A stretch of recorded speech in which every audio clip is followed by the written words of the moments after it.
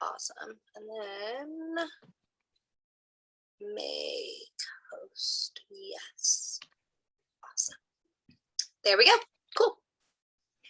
So when we were meeting up initially, we watched a documentary that was talking about the Yoruba religion. And we were looking, because this is coming from 3 different parts of West Africa, so we were really looking at Yoruba in Nigeria specifically. And so based on, even within one ethnic group, there are going to be, different cultural beliefs, cultural practices, things like that. Because it is a really large population. So we're kind of thinking about this in the context of Nigeria. So the whole documentary itself is like, I think 2 hours or almost 2 hours, and it's here in the notes. So you should have access to this, hopefully. This is the entire documentary, but I can just show a couple clips since some of us watched it already. Yeah, the entire just giving a little bit of overview of the history. Is separate too. So on the website, you'll see, for you, Tiffany, on the website, you'll see the slideshow, and then underneath it, you will also see just a link to just the documentary as well, even though the documentary is also in the slideshow. Cool. So this documentary is really looking at for African Americans who are going, they've learned their ancestry, because one thing that we've been talking about here is that slavery is really central to these histories. And because of that, for those of us who are African American, we don't really know who our ancestors are, because the names were changed, records were destroyed, lost, things like that. So that kind of connection, that cultural, the ancestral connection, the cultural knowledge, that kind of connection was severed. So these are folks who have kind of been reclaiming their ancestral and reconnecting to their ancestral heritage, those spiritual traditions. So these are folks who, their ancestors are coming from Nigeria or coming from the spiritual tradition. And so they're going back to Oshogbo, where every year they have this Oshun festival, and that's celebrating a very particular Orisha. And Orisha is just a deity, kind of like a secondary deity in the Yoruba tradition, kind of like the way that we have in Christianity, we have God, and then we kind of have angels, and they're kind of in this lower kind of caste. It's like that, kind of a little bit similar. And so there are some similarities that I'll actually be talking about today a little bit between Christianity and Yoruba, just in the context of the Trinity in Christianity. There's a similar thing going on here with kind of the God having 3 aspects. But in Yoruba, they're actually there can be thousands of aspects or different deities. So it really, again, it depends on kind of exactly which ethnic groups we're talking about and where, based on where they are, that's going to kind of determine how those spiritual beliefs and traditions and things have been shaped.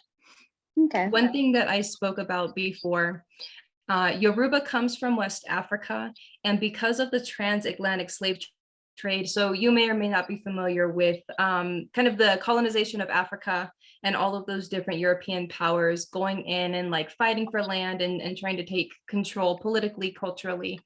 And so because of slavery in particular, and taking those folks and taking them to different parts of the world, Yoruba ends up kind of spreading throughout the world, and depending on who colonized them, so whether they were Christian or Catholic, then the indigenous spiritual traditions, and then the Yoruba, African spiritual traditions were kind of blended and created these newer manifestations of Yoruba, kind of like subsects of Yoruba. Like Santeria would be one of them. That's a really popular one. Lukumi would be another one. So we're going to be kind of talking about all of the different manifestations, but we're just kind of starting with the roots or the base. And because we're talking about the African diaspora just means that dispersion of people from Africa, from the continent to different parts of the world. Because of that dispersion, when we talk about these African spiritualities, we won't only be talking about spiritualities that are rooted on the continent of Africa, but also these spiritual traditions that have developed from African peoples or African descended peoples in other spaces because of slavery. So one of those examples would be talking about Rastafari. So I'll kind of make a connection to that one later. But just so you have some context. So this is just a little bit of the history, and then I'll get into the history. And then this piece is just kind of a fun piece about those African-American folks who are just kind of going back to reconnect and going through a Yoruba priestess process or orientation, whatever you want to call it. Okay.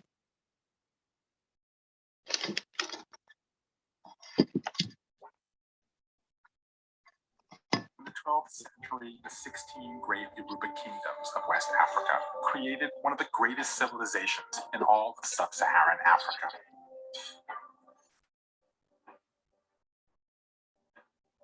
For hundreds of years, Yoruba land was a pinnacle of African life, art, and culture, until the region was undermined by colonization and the slave trade. When the slave trade ripped through Western Africa beginning in the 15th century, millions of men, women, and children were taken from this land, shipped to the Americas, and sold into bondage. Families were torn apart. The slaves' identity, culture, and religion were taken from them, and in many cases, another religion, usually Christianity, was imposed on them. It's said that over half of the slaves that were carried to the Americas, and we know there was 10 million of them, actually came from the coast of what is now Nigeria. Overwhelmingly, most of those were Yoruba. Practicing African religion was outlawed during the days of slavery, so you had to go underground. The Yoruba in exile kept the faith alive for centuries.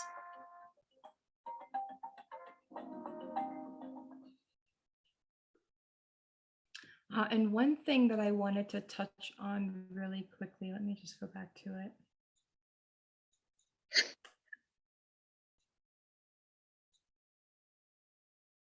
Actually came from the coast of what is now Nigeria. Overwhelmingly, most of those were Yoruba. Okay, one thing I wanted to touch on really quickly, I had to jog my memory, is that with what I was just saying, with these kind of different manifestations, like newer manifestations of Yoruba that have developed from, again, kind of meshing those different spiritual traditions together.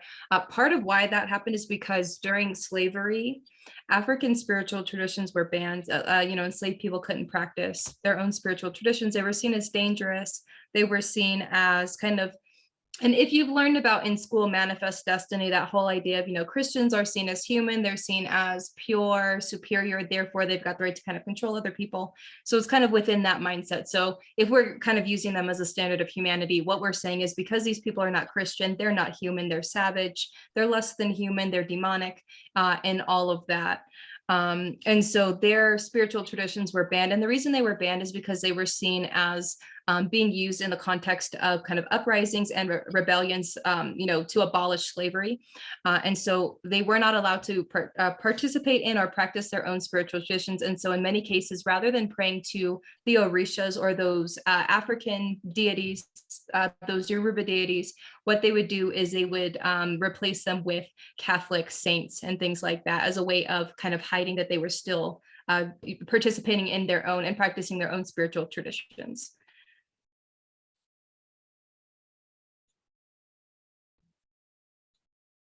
And please let me know if I can change the volume. I have it up all the way just to make sure you can hear, but if it's too loud, do let me know and I can change the volume. I'm in Western Nigeria, at the heart of the Yoruban people, where every summer, thousands of people gather in a sacred grove in the town of Oshogo.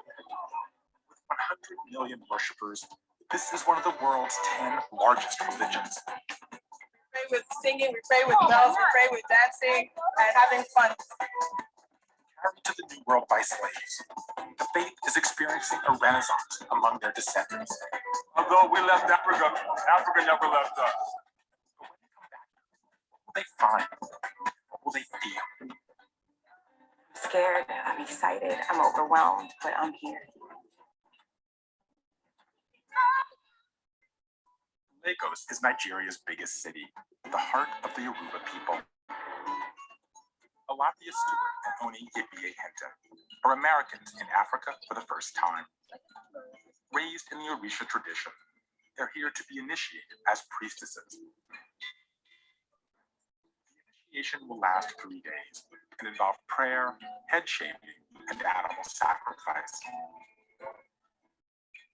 Recent college graduates, Alafia and Oni, are enthusiastic, but also wary. Among the priests here is Lloyd Weaver, an American who's lived in Nigeria for the past 30 years. The traditional religion of Yoruba people is very similar to Christianity in that it worships one God. In Christianity, there's the Father, the Son, and the Holy Ghost. And they are three aspects of one God. Yoruba traditional religion, you have the same thing except there's 401 aspects of one single God. These aspects of God are called Orisha. Alafia and Oni have been in seclusion for several days, in the most private, sacred part of the ceremony. Only initiated priests are allowed to attend. Giving my hair to the Orisha for new blessings. When my hair was cut, it was symbolizing all of the negative that's happened before going away so that everything that's new will grow stronger, be more blessed, and have more ashe. The final part of the ritual is a public celebration. Alafia and Oni's American friends assembled to witness their induction. As in many religions around the world, the holiest moments of Orisha worship pay homage to the gods with animal sacrifice. I think of it as being no different than kosher meat. It's been prayed over, and the fact that that animal has given its life for my life and given its life for me to be uplifted, I'm so thankful to these animals and for what they've done for me. A key part of Yoruba religion is foretelling the future. The divination is performed by priests who use natural objects to interpret a series of texts called Ifa. Ifa is the central scripture of the Yoruba people. It's about 4 times as big as the Holy Bible. Ifa includes the sacred text, but it also includes history, genealogy, study of herbal medicines. It has elements of psychology. So this is why we call it an encyclopedia of Yoruba knowledge. The priest identifies a passage of Ifa that might help the worshiper. The process is like tarot or I Ching, or any encounter where a priest offers guidance to a person in need. Now you got your Ifa, yeah, you have all the power in the world. In Yoruba culture, music and dance are direct pathways that connect the physical world with the godly one.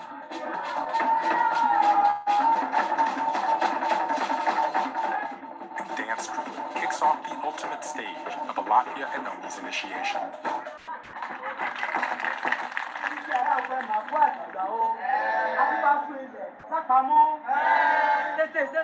In the climactic moment, the essence of the goddess is transferred through a crown into the head of each priestess. What makes a priest is your body becomes a temple of the Orisha, and that Orisha resides within you. This has been my way to encounter who I'm supposed to be, to make sure that the path of destiny that I walk on is the path that I'm supposed to be on.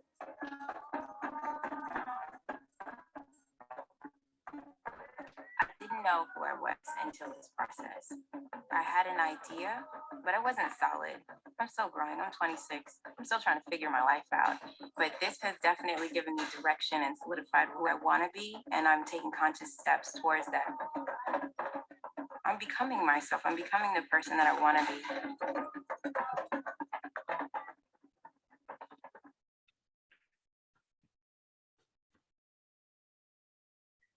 So one of the things that's kind of interesting about the practices, as far as how they engage in rituals and things like that with the singing and dancing, it's a lot more expressive, a lot more kind of open in particular ways. It's not as like modest. So thinking about Christianity and the ways that with Christianity, There might be more kind of modest displays of praise and worship and that kind of thing. It's very different. So those displays actually became really important because for Europeans, and let me just see if I can find the notes. But Europeans would kind of see these performances as marking their savagery, like the ways that they move their bodies. So because we're seeing them as animalistic, all of a sudden we were kind of marking Black people or African people as hypersexual because of their dances. So fun fact, twerking comes from Africa. And I can't remember what the name of it is. I'll have to go, I've got a picture of it somewhere in my phone, but it actually comes from Africa, and there's it has a very particular name rooted in its kind of cultural origins. But we take these things and then we create a very kind of whitewashed way of understanding these cultures. The bulk of history, the history of Africa, has been written by white male historians rather than people who are actually members of those communities. And they've done so to kind of create this narrative about African people that they're, again, savage, animalistic, inferior to white people in a myriad of ways. So I wanted to show what they would do with these types of performances. Is they would put African people into these human exhibits, which is exactly, or human zoos, which is exactly what it sounds like. And I can actually show you some pictures.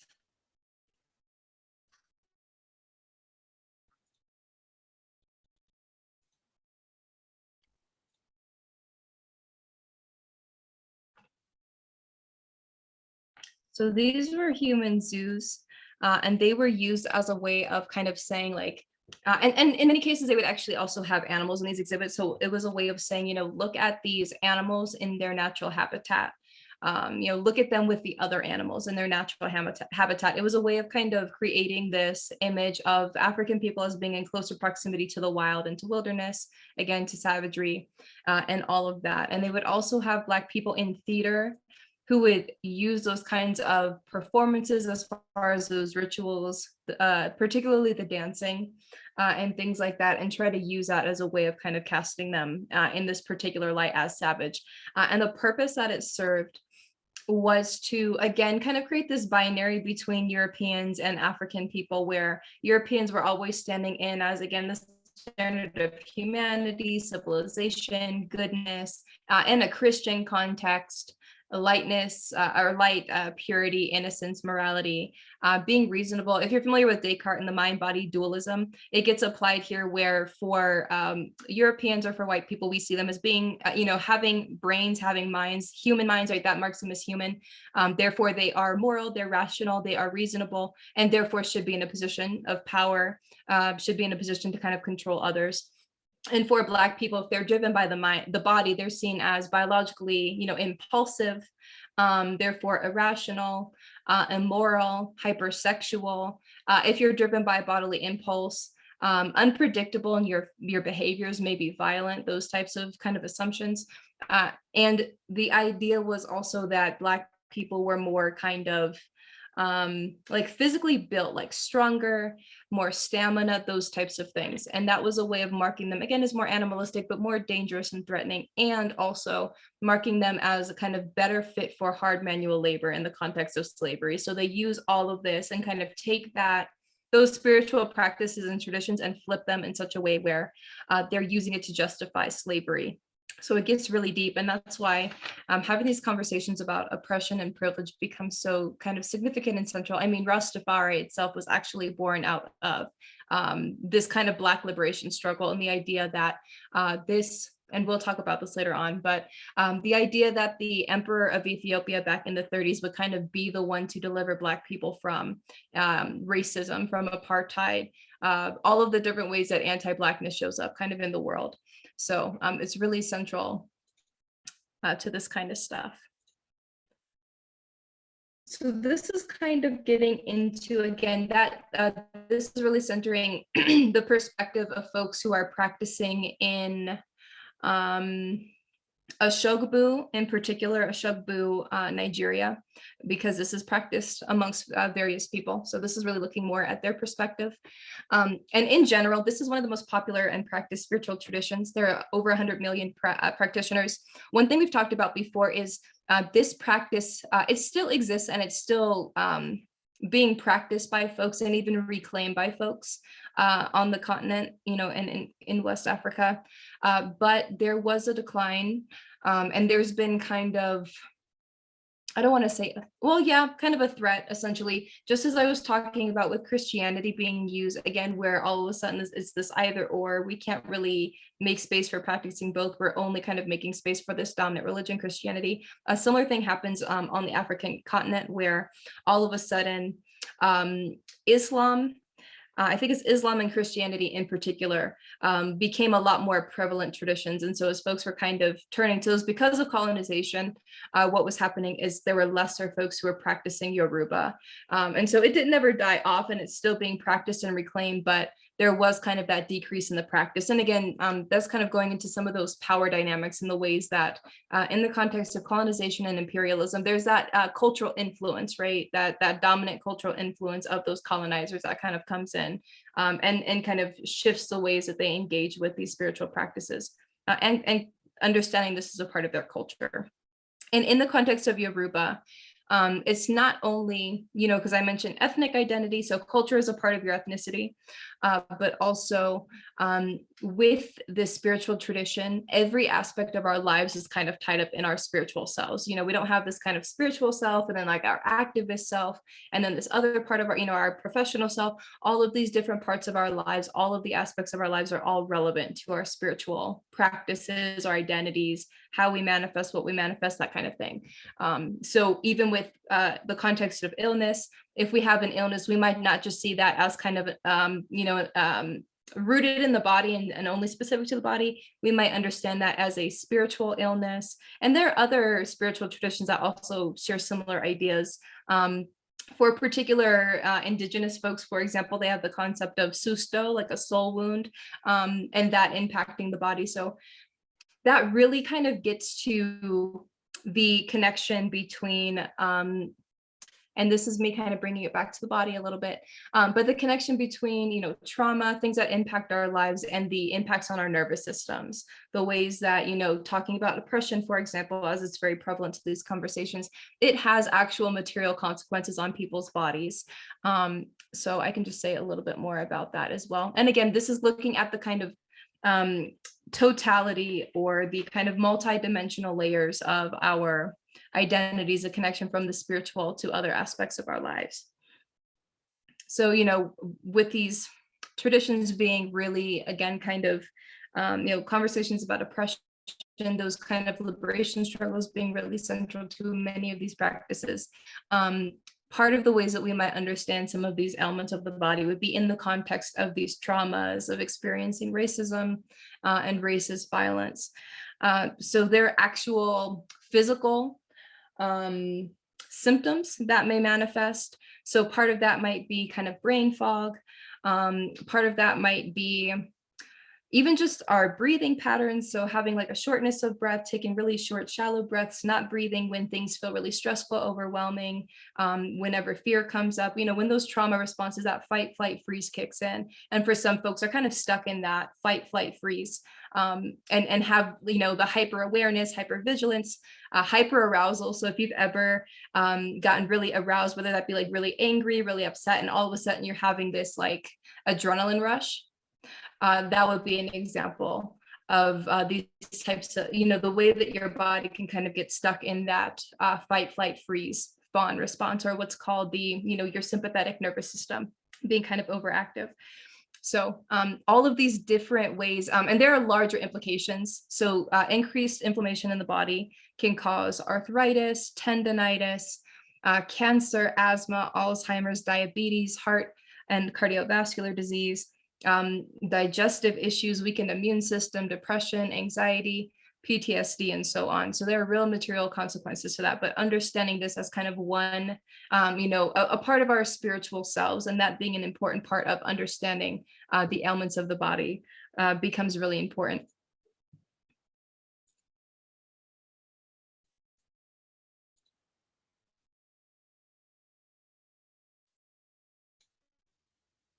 So we're going to be talking about all of the different kind of manifestations or subsects of Yoruba as we're kind of going along, but for right now, we'll just kind of talk about the basics.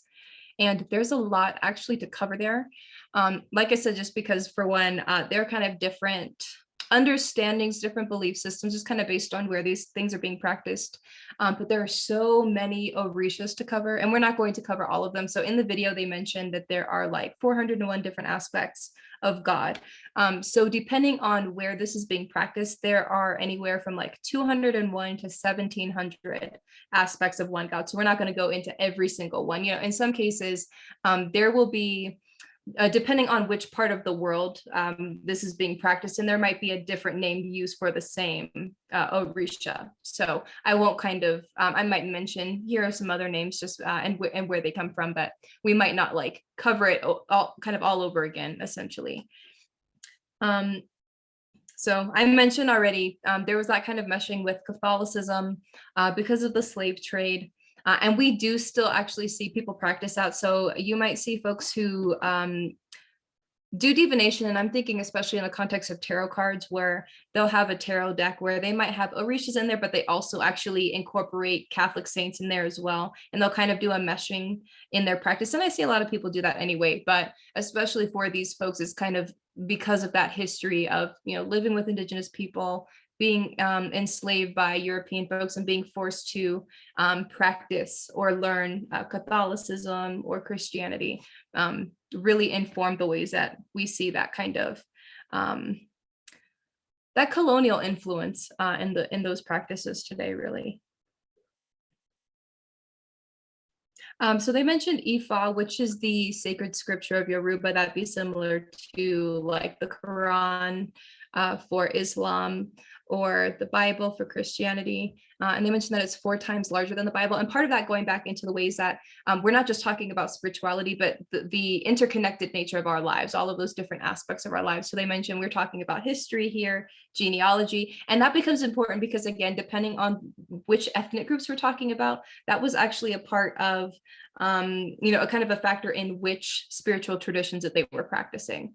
So that's why that's kind of important. And in particular societies, those identities are really important ways of learning information about one another, being in a relationship with one another. Herbal medicine was a part of that. Psychology was a part of that. And that might be actually something that we get into kind of separately. Like we can always kind of get into these things separately, especially that like psychology piece.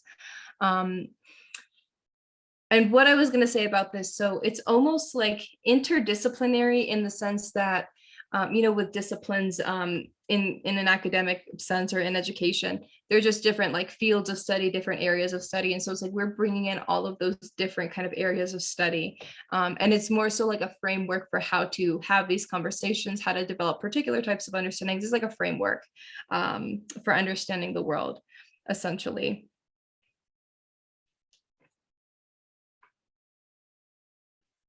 And they talked about purpose, and I'm going to come back to that in a moment. So with Yoruba, and this again is kind of in the context of that documentary that's looking more so at Oshogbu, and that's in Nigeria. So the city of Oshogbu holds an Oshun festival every year, and that festival serves the purpose of asking for the city's protection in exchange for caring for Oshun's sacred grove, caring for the land, not doing any hunting on that sacred land or killing or foraging on that land, but leaving it kind of untouched. And again, engaging in upkeep and maintenance. And this represents the unity between political and spiritual power, because the king of Oshogbu lights the ancient lamp in honor of Oshun during that 12-day festival. So it's almost like a connection between kind of the earthly leader or the earthly authority figure or power, and then the spiritual authority figure or power, and that kind of, you know, having those authority figures who are kind of acting as that bridge between people and the Orishas, and then obviously kind of the ultimate power, kind of the God in their context. Oops. So this is a way for the Orishas to hold humans accountable for caring for the land as a way of ensuring, and that's a part of the promise or the deal. So humans care for the land, and then land and humanity can kind of continue to go on.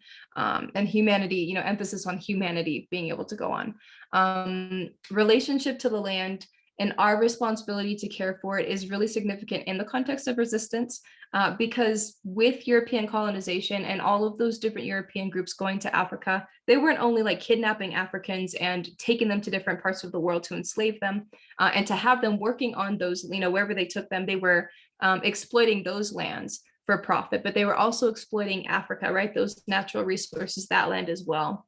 And in exploiting natural resources, we're damaging the environment, right? We're causing environmental destruction. So there's that kind of link there.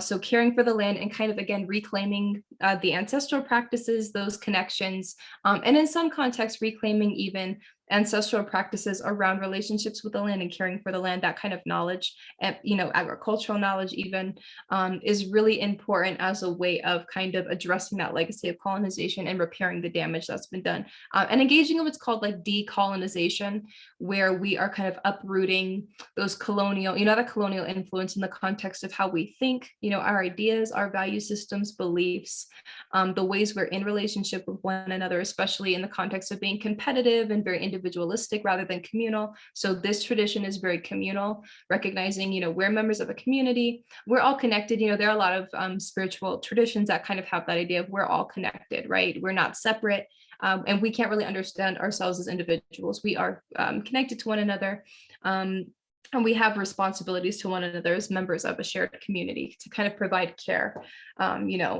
Like in the context of COVID, with the individualism, the idea is, I can only, I only have to look out for myself. I don't really have to think about my individual impact, actions and the impacts that they might have on community. So in the context of Yoruba, we would think about community health. We would think about, how do my actions impact the community? How can I serve the community? So that also, again, connects with the land, right? The ways that we kind of are in relationship with one another in kind of colonial ways. And the restoration of the land is a part of also, returning the land to Indigenous folks, restoring the land, and that land kind of being under their protection, essentially.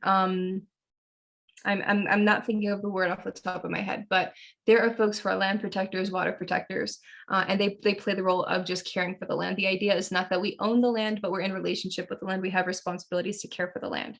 Whereas again, in the Western context, in the context of colonization, we own the land. We have the right to the land. We can privatize the land and kind of control who gets access to it. In the context of resources, but also in the context of like who gets in, who's expelled, that kind of thing.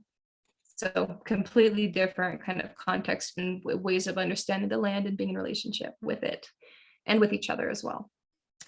So Yoruba is open to practitioners from other religions. It's not, and I think that the concept of open practice did come up in the group. So where are the practices that are actually open for kind of like outsiders or folks who might not be practitioners to kind of come in and join in the space? So this was something that is open to practitioners from other religious or spiritual traditions. And of course, that doesn't necessarily mean that it's kind of without any kind of boundary. So obviously, folks have to come in and be kind of mindful of how they're showing up in the space. Are we being respectful of this different culture? Am I making sure I'm not, imposing my own perspective or understandings, my own values, those types of things. Just kind of being mindful of how we're showing up and participating in the space, not coming in to exploit information or exploit the practices for personal gain. That would be cultural appropriation. So I know that's a conversation that's come up. So, if we're engaging with cultural differences, it's really important that we're not kind of turning other people's cultures and their practices, their beliefs into something that can be made profitable, or even if there's no kind of financial benefit, there might be like opportunities, and whatever that might look like. So maybe there are folks who are trying to kind of develop some kind of a public spiritual presence, and they kind of use that as a way of kind of getting a leg up, exploiting the culture for personal benefit, or using it as a way of seeming very well traveled, well cultured, and not really caring about the community, the culture, the people, being kind of divorced from that. Again, that would be kind of that example of separating those parts of ourselves.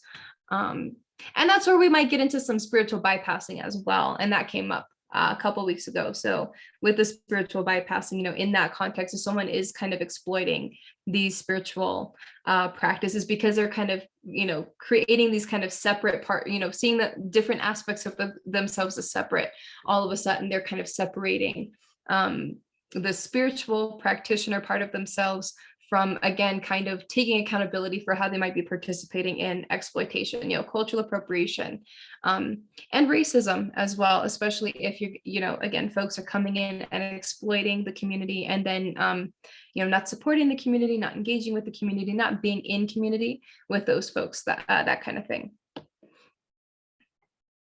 So it is a polytheistic tradition. So again, multi-religious, making space for other traditions as well.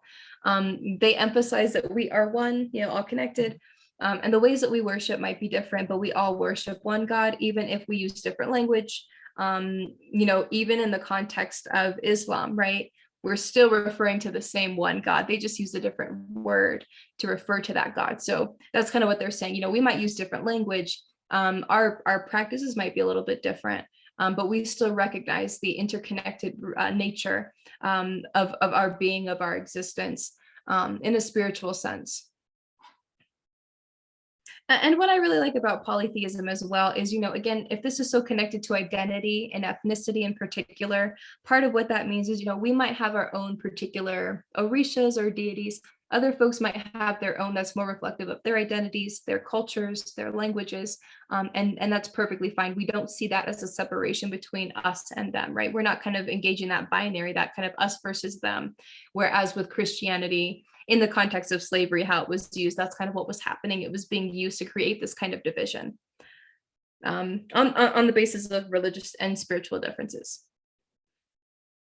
So again, with those practices, dancing, singing, drinking, like having a good time, it's all about fun and enjoyment, manifestation, being in community, connecting to other people. Again, communal responsibility over this idea that, you know, I'm only responsible for myself and I don't have to be concerned with other people. So it's about joy, you know, and being in community. It's not kind of comparing that or contrasting that to Christianity or some of those more and the puritanical values, you know, being more modest with those expressions, not being very emotionally expressive. And that has to do with, again, those particular European groups. But it's a very different dynamic. And the contrast from Christianity and Islam in the context of those being monotheistic traditions, where they don't believe in salvation for outsiders, right? The idea is you have to convert to Islam, you have to convert to Christianity, or there's no salvation. And obviously that's not true for all practitioners. Like there are Christians who definitely believe like anyone can be saved, right? But especially thinking about the kind of this particular subsects of Christianity that are more, trying to think of the word, more conservative subsects of Christianity are especially more kind of strict, less forgiving, you know, less kind of open. So thinking more so of some of those more strict subsects of Christianity, since there are different kind of forms. So evangelicalism would be an example of a more conservative subsect of Christianity. And that's just one example. Part of with this piece on cultural appropriation, even for those of us, so I am a Black person and I'm literally you know, this is a part of my ancestral traditions, but even for me, as someone who again is divorced from the geographic space and coming up in a Western nation where because of slavery, we have built, you know, our economic prosperity here in the US off of slavery, off of imperialism, and we continue to do so. Technically, I have privilege, right, from being an American citizen. And so we all have to be very mindful of making sure that we are engaging respectfully and responsibly with these traditions, trying to kind of seek out the voices of folks who are practitioners, and especially folks who, you know, these are their ancestral traditions, these are parts of their identities. They've got that insider perspective that we wouldn't have. It's to make sure that we're not kind of, again, maybe co-opting things, taking elements of the traditions and, you know, redefining things, you know, imposing our own definitions, our own understandings. co-opting and taking those elements as again, for the sake of personal gain or personal benefit, just making sure we're not doing that kind of thing is really important. And it's important to know one's own roots, regardless of if you're from this tradition or not. You know, we all should know our own roots and where we come from in order to engage in a process of kind of becoming. So they were talking about, for example, that kind of, your purpose. And even in the context of Christianity, we kind of have that same conversation of like, part of what I need to do in my life is figure out what is my purpose, so that I can kind of live that out or kind of manifest that. So similar type of thing, right? In order to kind of manifest that, embody that, I have to know where I come from. And a part of that, again, goes back into some of those power dynamics that exist, and thinking about kind of remedying those. So I might come. Oh yeah, go ahead. So to like discuss that a little bit. So then I don't know. Okay, so when you're talking about cultural appropriation and kind of using it for any sort of gain or anything like that,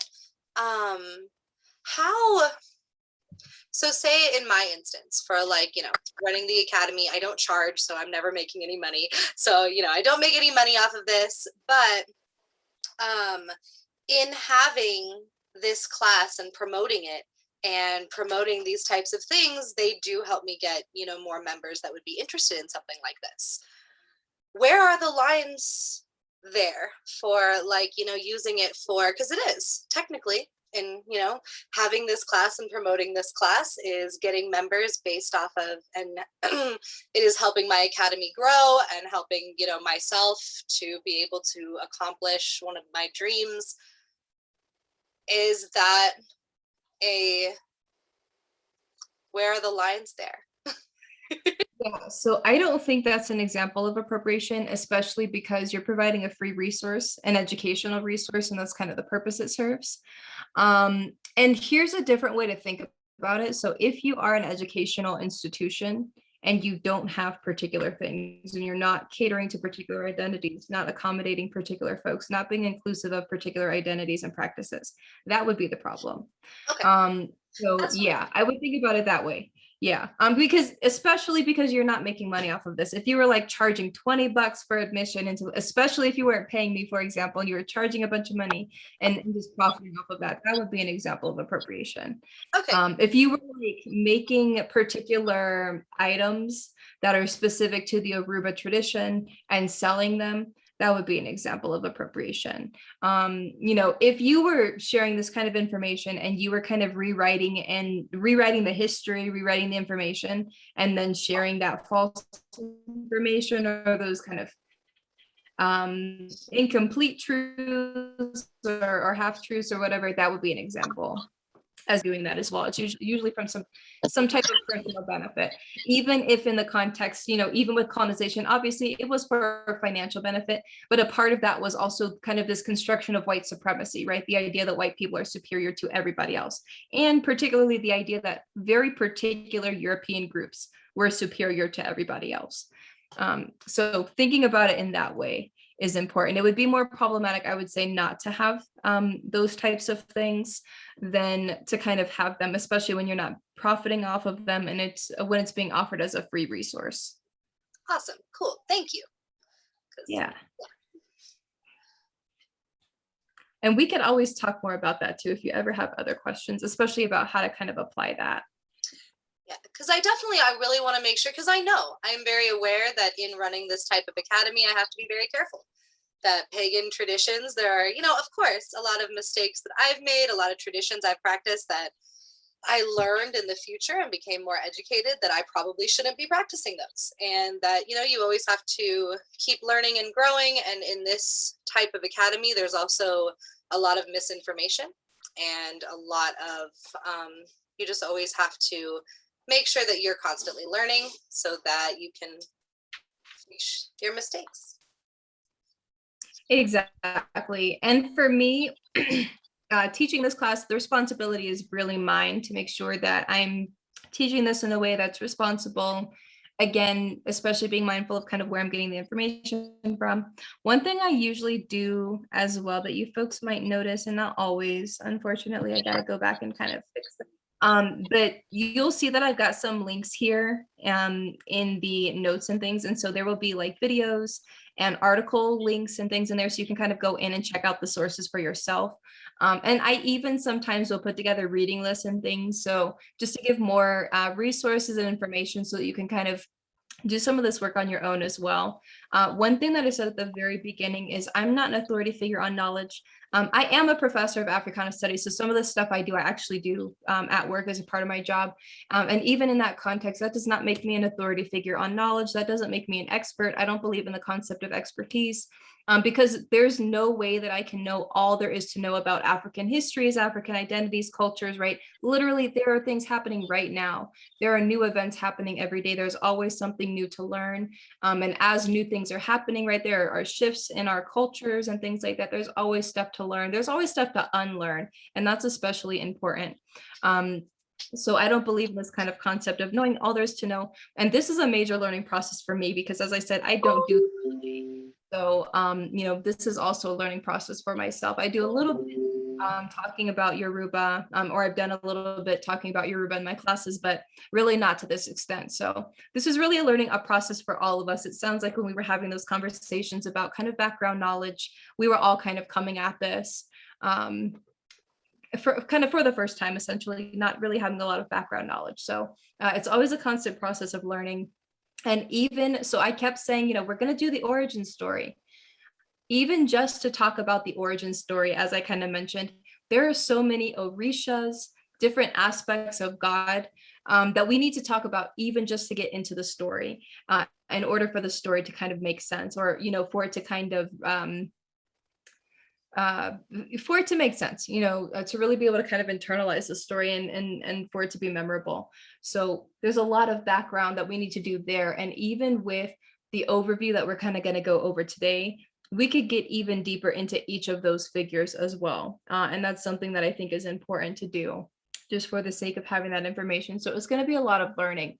One thing coming up, just doing the work, just doing the research, is that especially with the complexities that are coming into this religious practice, one thing that happens is the information gets a bit confused. So from one source to the next source to the next source, they're all kind of saying things that are a little bit different. There are three aspects of this kind of the God, the absolute power. And even just the ways that those different aspects are kind of distinguished and understood is confused from different folks who are practitioners or who might just be kind of studying it. So it's a lot of learning, and it's going to be a process of constantly kind of going in and updating information and kind of revisiting conversations. Maybe there are questions that come up, kind of revisiting those types of things. So it's always a matter of kind of coming back and learning more, revisiting particular things. So also, hi Rosalie. I just wanted to say hi. Hi, how are you? Good, how are you doing? Yeah, good. Good.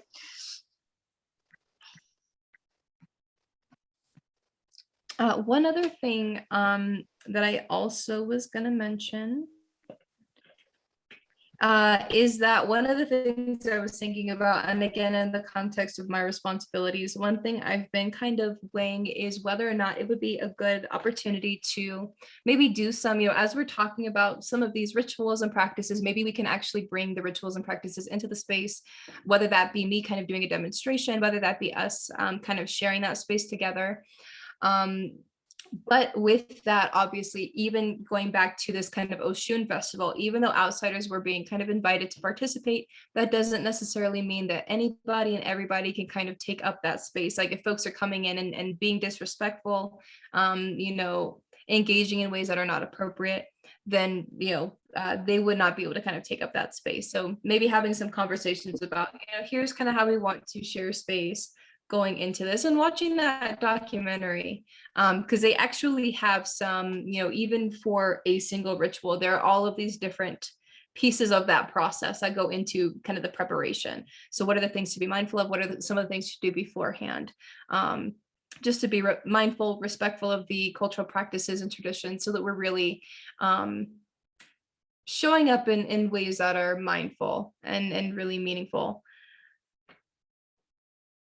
And I kind of said before when we were getting started, I don't believe that it's a space for anybody, just anybody to show up, and not just anyone is welcome. So it's really important to honor and value these traditions, especially because, as I mentioned before, with making these practices illegal, a big part of that was to completely eradicate or get rid of them. So you folks are probably familiar with Hitler, right, and his attempted eradication of Jewish people. That's genocide in a physical context, right, in a literal context in regards to the body, but there's also the element of cultural genocide where we're also trying to kind of eradicate those cultures. Again, within the context of white supremacy, and then centering those European cultures as kind of superior. So being able to even have access to this information is really significant because they've literally tried to eradicate these practices. And, in the context of Africa, right, colonization and the influence of Islam and the influence of Christianity, especially, kind of then becoming kind of a barrier to folks being able to practice Yoruba, because as I mentioned, they are monotheistic rather than polytheistic. So they don't make space for other folks, essentially. There's only the validation of one cultural system that happens there. So I wanted to talk, I'm just going to talk about Oshun. We're going to talk about Oshun more though, but I'll just talk about Oshun as she was kind of addressed in the context of that documentary. And then there's so much more to Oshun even than this. So we'll come back to her again. And then we can actually get into ritual. A lot of rituals that folks do, a lot of Yoruba rituals that folks do, especially now, especially African Americans, I would say would be like prayers and rituals for Oshun. Even Beyonce, right? Like, I think I showed this already, but we're actually seeing a lot of representations of Oshun in popular culture now, especially obviously among Black people. And if we did not see it among Black people, right, those would be examples of appropriation. But there's a lot of those representations of her in particular. So we'll talk a lot more about her. She's kind of the go-to for a lot of folks.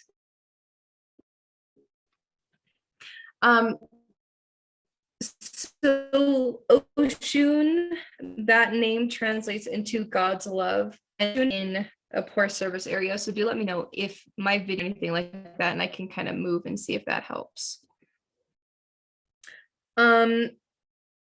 But Oshun is considered the deity through which all life flows. She's kind of considered like a water goddess, essentially a water deity, and especially connected to the rivers in particular. She is a deity of children, of love. A lot of people particularly will kind of go to her for love and, to manifest love, those types of manifestations. She offers new blessings and manifestation. In that documentary, they talk about how significant and central manifestation and divination are to those practices. So manifestation is a big part of those rituals. I mean, even in the context of that Oshun festival, the whole point was to manifest like safety, protection, kind of abundance in the context of the land, those types of things. So she offers blessings, release and cleansing, rebirth, new life, more power, love, protection, and can bring communities together. And with emphasis on, again, that kind of separation, that dispersion of African peoples from the continent, especially because of slavery. So kind of bringing people together in that way. And with Oshun, for folks who wanted to do a ritual, so if we did a ritual for Oshun, part of what we might do, especially if it's something where it's a shared space and we're all participating, is Oshun will not enter a dirty space. So a part of the ritual, again, they're kind of extensive. There are layers to these processes, to these practices. So cleaning the home. For those of you who are familiar with Florida water, right, using Florida water, to kind of cleanse the space in more of a spiritual sense.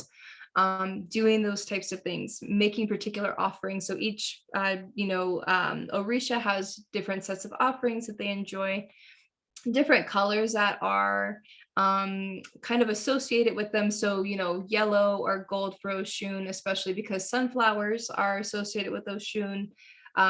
Peacocks are also associated with Oshun, so that might be another kind of visual that folks might use. I'll have to show you one of these days. I usually sit in my living room, but I actually have an Oshun like statue in my living room with the 2 peacocks. So I'll have to show that to you one of these days. But there are particular images and things that you can kind of use.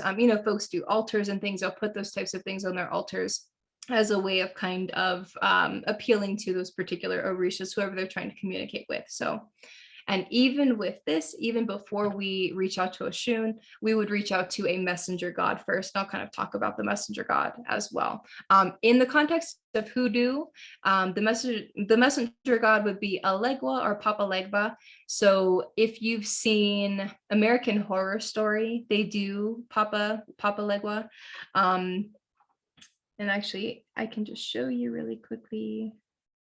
If they show him, actually, I don't think I have the video with him in it, but they did kind of, they did use this kind of figure in that show as well. So this would be kind of the messenger, the crossroads, Orisha, who you would kind of pray to first as a way of getting the message. You kind of, again, acting as a bridge, getting the messages to humans from, or excuse me, getting the messages to Orishas from humans and vice versa, kind of acting as that bridge. And our way of accessing the Orishas and communicating with them.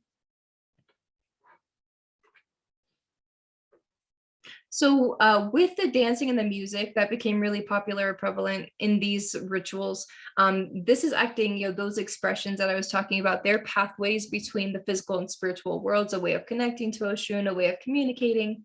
The bell of Oshun, and again, we didn't get to see the bell in that video, I don't think, but you can see it if you watch the full documentary, and that bell of Oshun is used to send prayers straight to her ears, so it becomes a way of kind of getting her attention, being loud to be heard. Like I said before, sacrifices for any deity become important in exchange for the blessings, grace, protection, whatever folks are trying to manifest. So there are particular types of foods. Honey is a big one. Fruits, gin, rum is always a good one. Yams, fried foods. And you always have to taste the food first as a way of kind of demonstrating that it's not poison. One thing they did show in the video was actually the animal sacrifice. So they were sacrificing a goat for that ritual. And that's a way of expressing gratitude to the Orishas. And one thing you'll notice with the animal sacrifice is that the gratitude was not only being practiced and expressed to the Orishas or to the deities, but that gratitude was also being expressed to the animals themselves for all that they were offering, essentially. And again, with a lot of, or many non-Western kind of practices in those relationships with animals, we kind of see that happen where there is an honoring of the animal, an honoring of their life, and honoring of their sacrifice and what that represents. So that gratitude extends to the animals as well, not just to the Orishas. The shaving and offering of the hair goes back into the cleansing piece, a releasing of the old, releasing of, when we talk about releasing what no longer serves you, what's no longer in alignment with your higher self, those types of things, right? It's a way of releasing the negative, releasing what holds you back, the barriers, that kind of thing, and embracing new blessings, new beginnings, new starts in life, that kind of thing, new ventures. And the dancing was to welcome the goddess. And again, as a way of kind of communicating. So Oshun and 16 other Orishas, and specifically male gods, went to form the world. And I will be talking about some of them. Again, I'm only going to be talking about those 3 aspects of the one god today, but I will talk about them. And even with what we're getting into today, I actually want to get into them more deeply before, again, we're not even going to get into the origin story yet. So I'd like to get into them a little bit more deeply, and then we can really get into the origin story and flesh that out. So men had to learn to work with her. So there are some messages here about gender and about some of those power imbalances that are happening. So with the absolute power, with the kind of absolute God, one thing that becomes important about them is that they are non-binary. They transcend the female and female male binary, and so they're non-binary and don't represent necessarily the feminine or the masculine, but more so that fluidity, more so that kind of spectrum. And we've kind of had a conversation like this before. So it would be great if we could probably spend a day just talking about maybe some of these gendered aspects and kind of what we learn about gender power dynamics just by, what we're learning from the spiritual tradition. Part of it is obviously talking about sexism. A part of this in the origin story is getting at talking about misogyny and the ways that we see women as inferior to men. And therefore, right, we see them as being kind of inadequate in their abilities or capabilities in comparison to men, right? We see them as being kind of inferior to men and therefore not kind of fit to be in a position of power, not fit to be in a position of authority in comparison to, right? So the idea being that for these male gods, for these Orishas, that they would be kind of, again, rightfully so in a position of power compared to her. Oshun represents the union between masculine and feminine. And I talked about the connections to relationships because I was talking about land anyway. So talking about that connection to our relationships to the land with colonization, and think about even in Western nations, right? We think about the land as being feminine. So we say like the motherland, we use language that's referring to the land as feminine, right?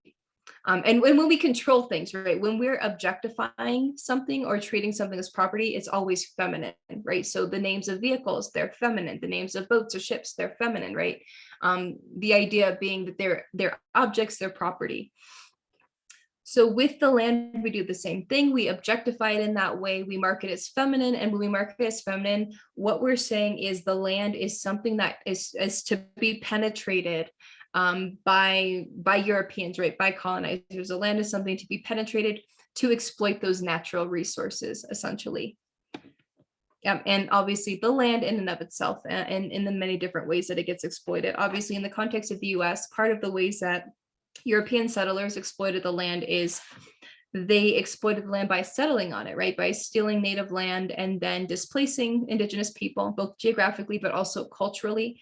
So we've imposed our own, or Europeans, right? Those first incoming Europeans, they imposed their own cultural institutions, practices, customs, belief systems, value systems, and forced indigenous peoples and other colonized peoples, and the only other colonized people being Black people, so Black and indigenous people here, forcing them into those different cultural identities, practices, and so on. That's why, again, the banning of African spiritual practices was so significant. They were trying to kill off our cultural identities and force us to kind of take on this American identity. Part of the reason why is, again, thinking about how they were trying to separate different African peoples from one another, because Yoruba became a very unifying factor between different ethnic groups. With slavery, they tried to separate folks who are from the same communities because obviously they spoke the same languages. If they could communicate, they could kind of, again, engage in uprisings and abolish slavery, essentially. So they would separate folks, but Yoruba actually became this unifying factor between many of these different ethnic groups. And so it was seen as threatening in the context of uprisings. And so that's a part of why they try to separate them. If they can't communicate with anybody, they don't understand this land, it's foreign to them, they're not familiar with it, they have to then rely on the people who are enslaving them for their survival. So that's kind of the purpose that is served historically. And even with Native people here, same thing happened, right? We put them in Indian boarding schools. We were trying to strip their cultures and their cultural identities, practices, customs, belief systems, and things away from them for that purpose. So just kind of making that connection in the context of colonization. And then again, why these practices and the reclamation of them becomes so significant.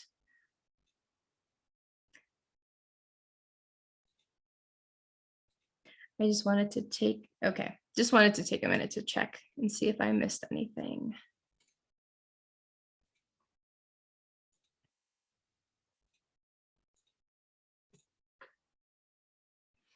As far as the Yoruba beliefs, the Yoruba tradition embraces this idea that we all pass through a yanmo, which translates to destiny or fate. And I'm sorry, one thing I'm trying to do in the notes is I'm trying to add the phonetic spellings of everything, just so you know how to pronounce things. So I will do that. If there's anything you don't know how to pronounce, let me know. Like I have Olodumare here. I actually have the phonetic spelling in here. I just didn't put it right here. So I can go back in and add that. But if there's anything that comes up and you're like, how do I say this? And especially if you can't find it, let me know and I will add the phonetic spelling just so you have it.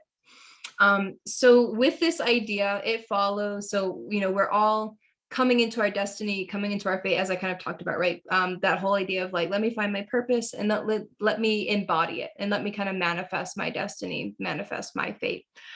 So humans are expected to become one in spirit with the divine creator and the source of all energy. So this would be one, again, one aspect of God. So I was making the connection for folks who are just coming in with Christianity. You know, we say God, but there are three aspects of the God, right? The Father, the Son, and the Holy Spirit. Same thing here for the kind of ultimate God. So there are all of these different orishas. There can be anywhere from like 201 to 1700, depending on which ethnic group is practicing it, or kind of where in the world this is being, where in the world this is being practiced.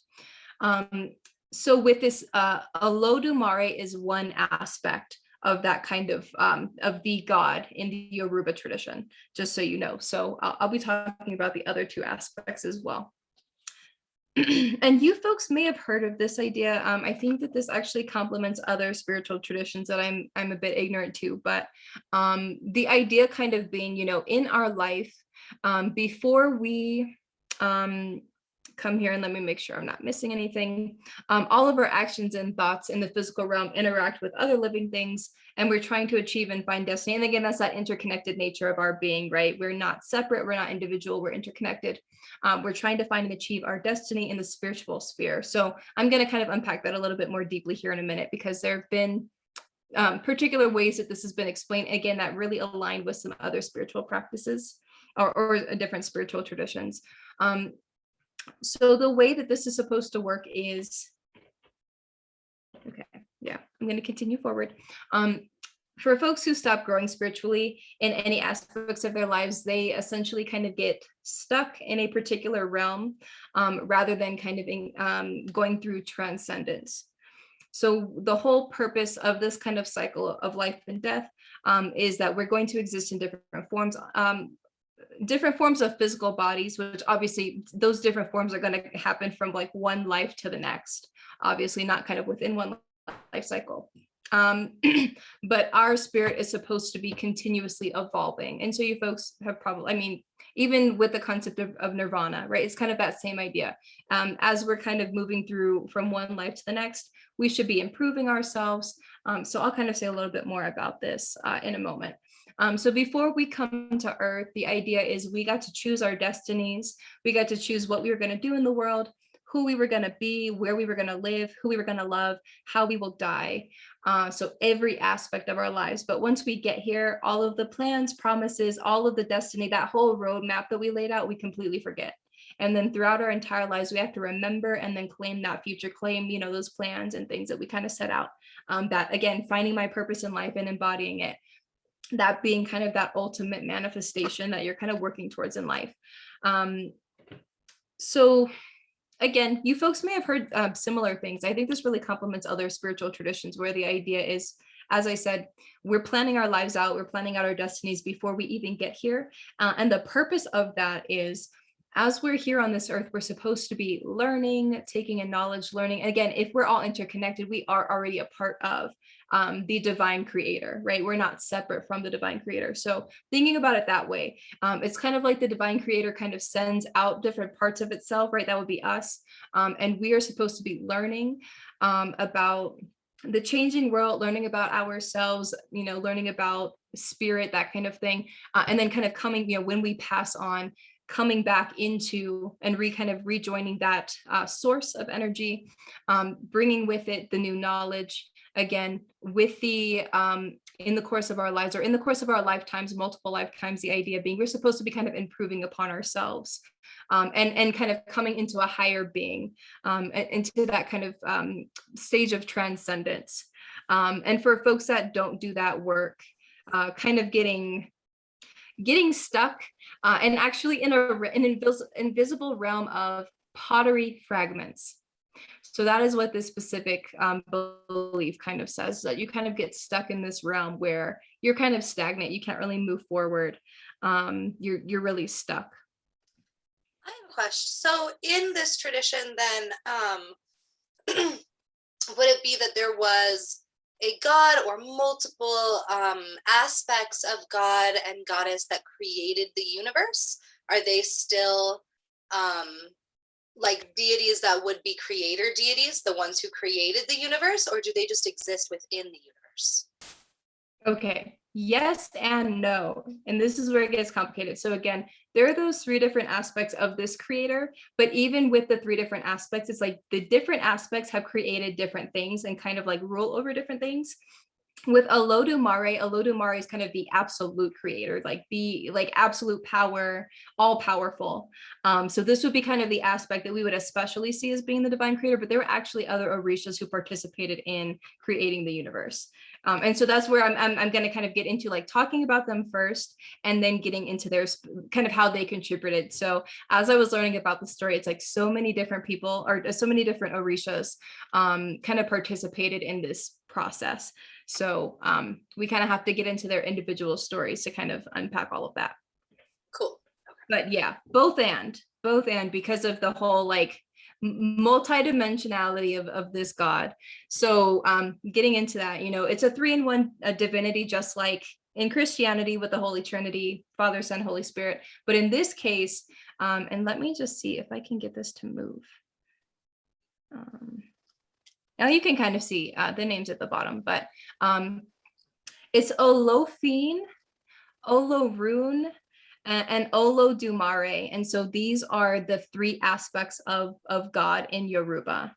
So again, because we're not, I'm assuming based on our conversations, it doesn't sound like anyone was kind of coming from these practices or traditions. So I did put the phonetic, or tried to put the phonetic spellings on here just so that you folks know how to pronounce everything. And for myself as well. So with Olofi, and this is really quickly, these particular definitions are getting more into the definitions of their names and understanding their role more kind of literally, or through a more literal definition of their names. And then I will actually kind of talk about their roles more. And I'm just going to be giving an overview of their roles because there's so much to learn about them, but I'd like to actually get into them more deeply before we get into the origin story, just because I think once we get into the origin story, then this will make more sense. And we can always also kind of talk about these things a couple times just so that it kind of, again, sticks, because it's a lot to learn and a lot to remember. So Olofi and Olofin is actually the third aspect, or the last aspect of Olodumare, but the reason I'm going to cover Olofi first is because this aspect of God is kind of, is a god, but like isn't a god, if that makes sense. It's complicated. It's like, is a god, but was kind of the first so this was actually someone who was an actual human being that existed that became deified. So just like with, that's why I make the connection to Rastafari, same thing. So with Rastafari, Rastafari was Haile Selassie, who was crowned the Emperor of Ethiopia. And once he was crowned the Emperor of Ethiopia, he was renamed Ras. Ras is like this, is a title, just like a duke, essentially. So Ras Tafari, that was his name. And so he became deified, right? And all of a sudden he became the god in Rastafari that folks would actually kind of be, praying to, or seeing as kind of the, well, he was seen as the Messiah, right? Who was going to save Black people from anti-Black oppression, essentially, especially colonialism. So very similar thing. That's why I kind of bring that up. And we're going to be talking about Rastafari as well. whenever we get there. I have a feeling we'll probably be on Yoruba for a while, and we can always mix it up. I just feel like it might be easier to just talk about this first, just because, again, there's so much here to unpack, and that way things kind of stick. And then we can kind of move on. And we will be talking about kind of different subsects or kind of newer manifestations of Yoruba. So they will be kind of different. Similar, obviously the spiritual tradition, the foundation is the same, but the ways that it's kind of manifested and taken on a new life, taken on different kind of those different cultural influences is going to really reshape the ways it gets practiced. So here in the United States, we have hoodoo, voodoo, vodun. We have Santeria. That's kind of one of the more those are the ones that I think are more popular, more well-known. So those are all just manifestations of this one spiritual tradition, just because of slavery. So we might be spending a lot of time kind of unpacking this particular tradition before we get into other stuff. And as I mentioned before, for folks who are just kind of coming in, it is African spiritualities, but we are talking about the diaspora. And just to reiterate what that is, that's the dispersion of African peoples from the continent of Africa into different parts of the world, especially because of slavery, that be kind of becoming that kind of first major dispersion out of Africa. So even though it might not be folks who are on the continent still, that doesn't necessarily mean that they're not African spiritual traditions. And that's why I bring up like Rastafari, for example, which comes from Jamaica, right? Comes from the Caribbean, because Black people were taken there during slavery. So that's still, we're still talking about African peoples, members of the African diaspora. It's still an African spiritual tradition. So we'll be talking about those traditions in different geographic contexts as well. And obviously that will kind of inform the cultural context. So Olofi or Olofin, either one, this literally translates into owner of the law. And we can think of this word as like governor of the land. This is the aspect of God that is closest to the earth. And like I said, this is because this was someone who was a real person. So Oduduwa was the name of the person. This was the first Olofin, or the first governor, and he held the title of Olofin Aye, which means governor of the world. And he also held the title of Olofin Adimula, which means the governor who receives great or large offerings. And so we can kind of think about that in the context of, again, how with the praise and the worship, kind of the gift giving that comes with that, thinking about it in that context. So this was someone who is deified. That's why I bring up the example of Rastafari, formerly known as Haile Selassie, who was the emperor of Ethiopia. We did a similar thing here, where we took a real living person and we deified them. And so there's a lot there to unpack, kind of Trinity, or of the three aspects of the kind of ultimate God here. So I will actually kind of come back into these figures and unpack them and kind of flesh them up a lot more than we will today. I'll still be going in a little bit more deeply than this even, but I think it's important to really get in there more deeply, just so that we really, when we get into the origin story, we really understand exactly, when I say particular names, you'll know exactly who I'm talking about, because it's so much to remember. So just to continue with Olofin, and I have some these are some statues here of him. And this one in particular is a statue of him more so in his human form, because again, he was a real person.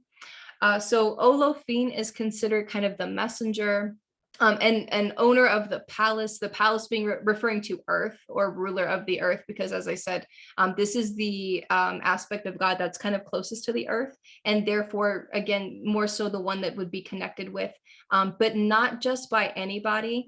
So there, Olofin indirectly bonds with, supervises, and directs humans through the Orishas. So again, we kind of pray to the Orishas, we do rituals for the Orishas. And different orishas kind of represent different things, like Oshun, again, love, cleansing being especially some of a manifestation being kind of some of the major things. So different orishas kind of have different sets of offerings, knowledge, things like that. And so we kind of connect with them as opposed to connecting with kind of the ultimate God. So his power and direct bond. Oh yeah, go ahead. No, I'm sorry. So I was just wondering, so with these particular deities, because with a lot of spirituality and religion that we learn about, the gods not only created the universe and the world, but also created what we know as morality, like what is right and what is wrong and what you're allowed to do, what you're not allowed to do. Does that have an aspect in Yoruba? Do the gods define morality? That's something I would like to come back to, if you don't mind. I'm just making a note to it. And that would go back into like different deities kind of representing different things. So yes, and we will come back to that. But for these main aspects of God, no, they're not. These are not the ones who are kind of defining morality. And particular, again, like values, beliefs, that kind of thing, in connection to that.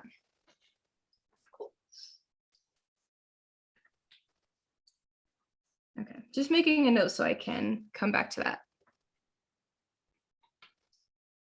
So with Olofin, his power and directly bonding with or connecting with him, communicating with him is only accessible to the Yoruba priests and priestesses. So when we watched that video, those were women who were actually going through that initiation. That's what I was looking for. They were going through their priestess initiation. So they would be able to kind of directly connect. But for those of us who are not priests or priestesses, we would not be able to connect directly. It's kind of like, with Christianity, how they had this concept of, what was it called? It kind of, I guess it depends. But there's this kind of concept where there are folks who can speak directly to God. And not necessarily prophets. For example, some folks, and it depends on the type of Christianity, but some folks believe that, there are particular people who can speak in tongues and kind of speak directly to God or to particular spiritual figures, but only particular people have that gift as opposed to anyone being able to manifest it. So it's like that. Not anyone can manifest, or not just anyone can manifest this, but particular people, right, who have done the training, who have done the work and gone through the initiation and connected with the orishas. And in that video, for folks who didn't get to watch it, the way that they were connecting, I was talking about Oshun earlier, and so they would connect through Oshun and kind of through her power, because she is seen as a deity kind of through which all life passes through. So you cannot manifest anything without appealing to Olofin. I kind of mentioned, so in Hoodoo, we have Alegua or Papa Legba, and I would even compare, and I kind of mentioned that they did a representation of him in American Horror Story, right? He's considered like crossroads God, and you have to go through him if you want to connect to the spiritual world. He's kind of that in between, that bridge between the spiritual world and our world. And so you cannot manifest and you cannot connect with other deities without appealing to Olofin. That doesn't necessarily mean connecting directly to, but merely appealing to, right? Making particular offerings and that kind of thing. And like I said before, there are processes that go into connecting with the Orishas. So with that Oshun festival, ritual was a part of it. There was a cleansing process, a cleansing of the space, a cleansing of the body. So there are particular things depending on who we're talking about, and it'll get kind of unique to them. So as we get more specifically into these orishas, I will really get into that more specifically. Here's what they do, here's what they represent, because even just with this that I'm covering, this is like barely scraping the surface.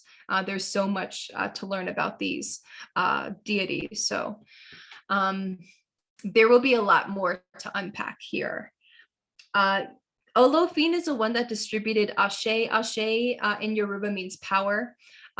So this is the one who distributed power to each Orisha. So kind of going back to the questions of, creation, it's like one aspect created the Orishas, another aspect supervises the Orishas, another one gave them power. So they're all different aspects of this one. It's kind of like with, again, the Holy Trinity. Like I couldn't necessarily explain, like I know the difference between God and Jesus, but I couldn't really explain to you like, what's the Holy Spirit? What does it do? Or what's the purpose, right? There are all of these different, or these three aspects of this one God. And so it gets a bit complicated as to like, which aspect is responsible for what. And like I said, even with the research, right, there's kind of a meshing together of these different aspects that kind of happens. And it can become a little bit challenging to kind of differentiate their different roles because they are one figure, you know, three aspects of one figure. So Olofin holds the secrets of creation and gave humans the power to create in the context of reproduction, in the context of procreation. So the idea would be that humans prayed to Olofin. And again, when I get into the origin story, because I haven't talked about how did humans come to exist. So when I get into the story, I will actually unpack this a lot more deeply, just so you have more of that information.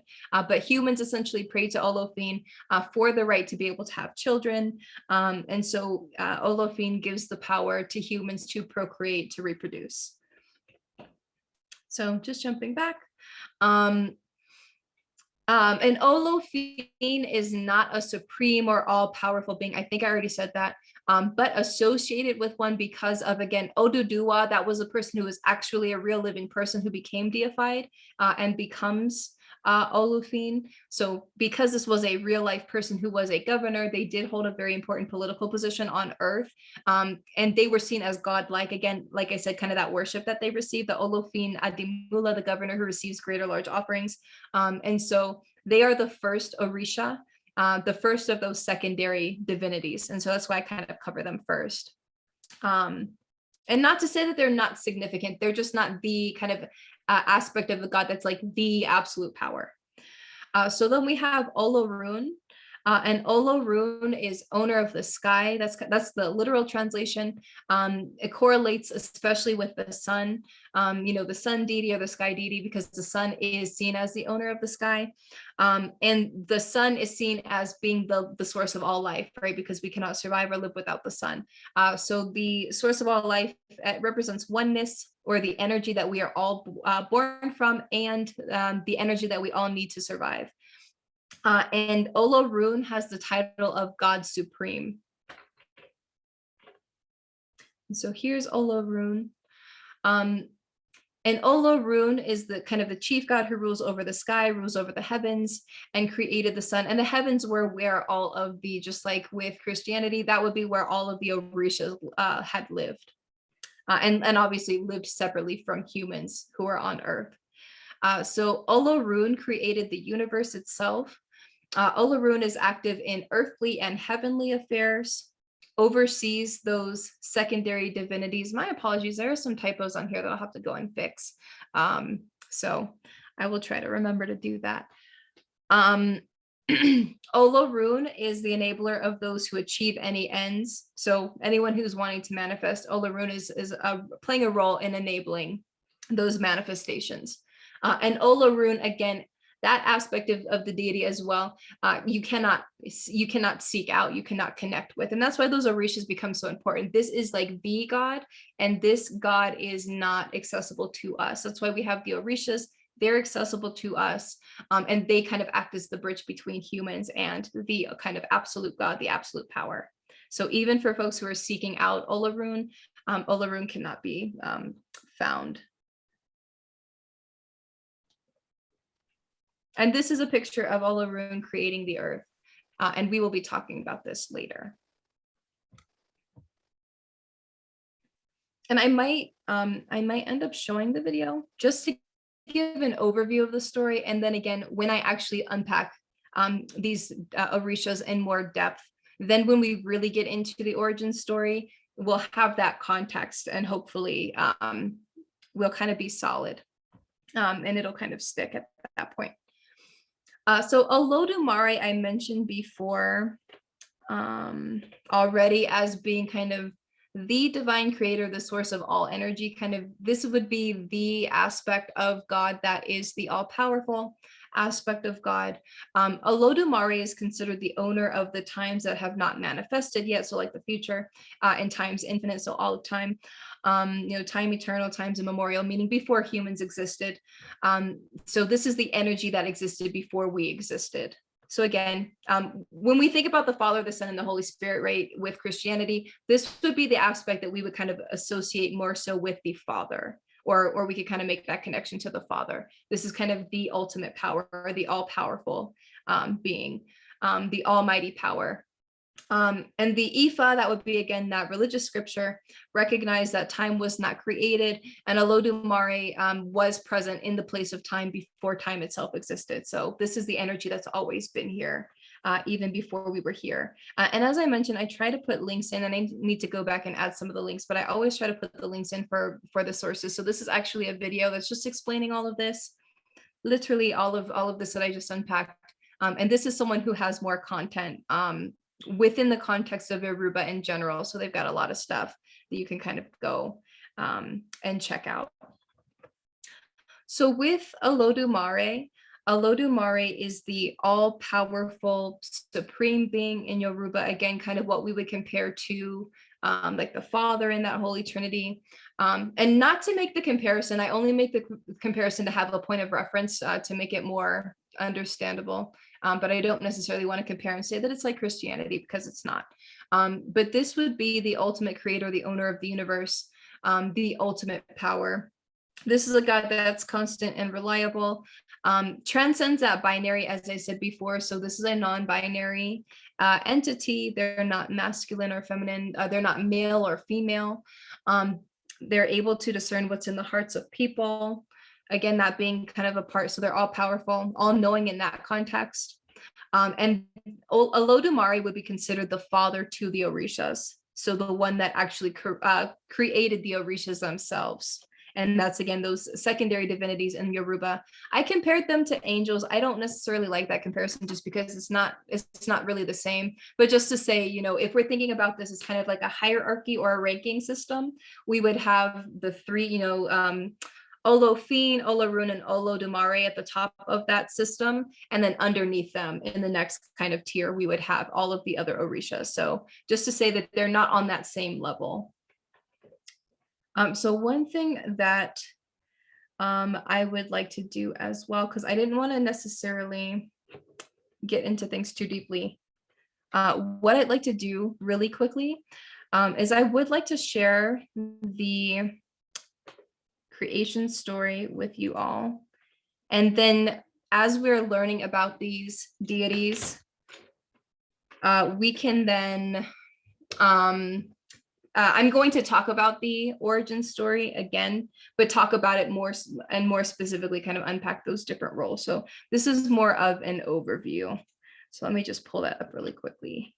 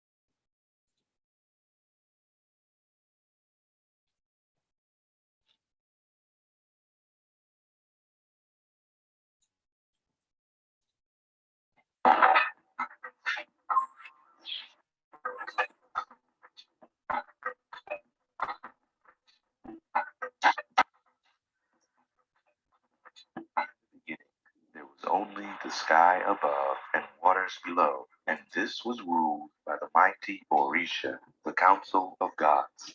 Oloru ruled the sky above, and Oloku was master of all that was in the waters below. One day, a god named Obatala decided to create dry land. He asked for permission from Oloru and advice from Orunmila. Mila, the wisest of the Orisha. You will need a long gold chain, a snail shell filled with sand, a white hen, a black cat, and a palm nut, said Mila. Once he had all of these items in a bag, Obatala hung the gold chain from a corner in the sky and began to climb down, down, down. He kept climbing down, down for a very long, long time until he finally reached the bottom of the chain. Obatala poured the sand from the shell into the mist below and released the hen. The hen scratching, scattering the sand into all directions. The sand soon became vast mountains and valleys. Obatala planted them all, soon stood before. Obatala was very pleased with his work. He named the land Ife and settled down with the cat to live on his new land. But after several months, Obatala became bored. He began shaping figures in clay. As he worked, he drank palm wine. Obatala kept drinking bowl after bowl after bowl and kept making more and more figures. When he was finished, he asked Oloru to breathe life into his clay people. The next day, he saw his living, breathing work, and he realized that they were all deformed and ugly. In horror, Obatala swore never to drink again and set to work building new, perfect beings from clay. As soon as Oloru breathed life into them, they immediately began building houses and cities. Obatala became the patron of mankind, and more specifically the deformed. All the Orisha were pleased with his work. All except Ologun, the master of the sea, who was never consulted about the creation of mankind in the first place. In anger, he caused a great flood, which nearly wiped out all Obatala's creations. Once the waters resided, everyone took the sea very seriously from then on. So that's like a short and sweet version of the origin story. There's a lot more that goes into it, but you can probably see just from that brief, just from that brief 3-minute video, there are all of these different Orishas that are becoming relevant here. And so that's why I wanted to kind of talk about them and really get into them individually first. And then once I get into the origin story, again, that's a very, very brief, like cookie cutter short version, a short and sweet version of it, but we'll actually get into the story much more deeply. And then we can kind of unpack each Orisha's role in the context of that story. And hopefully as we're kind of doing that, we can kind of commit those Orishas to memory, just because there's a lot to remember. We're not going to talk about all 407, 207, 1700, right, depending on where it comes from. But the most important ones, right, the ones that are really central, we'll definitely get into more deeply. I wanted to say one thing. You may notice that there was some ableism, right, in the belief system itself. So the deformations and seeing, you know, deformities as ugly, as undesirable, unattractive, even the concept of gender. So this is a conversation that we've had before. So, you know, the ultimate God and the kind of absolute power, Olodumare, is transcends that gender binary. But we're using the concept of gender. The concept of gender doesn't come from Africa, right? The concept of gender was imposed via European colonization. So what we can kind of tell is there are ways that, and you folks may be familiar with this in other traditions, but there are ways that these colonial ideas and these systems, like the gender binary, they end up getting imposed and they become a part of our origin stories, where, you know, even though we didn't have these concepts of gender, all of a sudden now we're engaging with them. And let me be very clear though, there were expressions, right? So think about how we would consider gender expressions. There were expressions of identity that we might now understand as gendered in particular ways. So that existed. But the concept of gender itself in those categories, that categorization, and system of different values, right? So women being devalued over men, and cis people being more highly valued than trans people. That was an imposed system that did not exist in our communities and traditions in many cases. So unpacking how much of this is influenced by colonization would be kind of another conversation that we can have, and one that I think is important. So I will kind of see what I can find on that. But I do think that's important because our origin stories get kind of reshaped by colonial frameworks. And so the ways that we start to understand our own traditions and our own practices are not even kind of our own anymore. That goes back into that kind of cultural genocide I was talking about, where they tried to kill our cultures, our practices, and impose their own, right? Force us to participate in their own. And that's why I asked the question of, where are you from? What are your ancestral traditions? We end up kind of giving that up when we take on this American identity, even for white folks, right? All of a sudden we're American, we're out of tune or out of touch with our ethnic identities, right? Our ethnic identities, that's where culture comes from. It's a part of our ethnicity. Your ancestors' space of geographic origin, that's a part of your ethnicity. So we really become detached from that part of ourselves, that part of our identities. And that's really important, right? Because again, some of these systems that are very oppressive, right? They're rooted in these power imbalances where, as I said before, it becomes a way to argue white supremacy, the idea that white people are superior and therefore should be controlling the lives and destinies of others. The idea that men are superior, right? And objectifying women because they're seen as being superior to women. So these systems really end up kind of seeping into our own practices and our own understanding. So that might be a really great conversation to have in and of itself. And I wanted to talk about really quickly, again, that piece on the ableism. So the idea of Obatala creating these humans that were, because he was drinking, he was getting drunk, and he created these, and that's fun, right? I mean, not the getting drunk, but like in our stories, it's just fun that, again, joy, like enjoying life, that's central, right, to these practices. So go and have drinks, go and dance, go and sing, like have a good time. That's really central, being community. It's really central to the practices. So it's just fun, but he was getting drunk. He created humans, and he created humans who were deformed, right? This operates actually out of kind of a eugenics framework. I think I've talked about eugenics before. I mean, Hitler, right? Hitler was doing eugenics.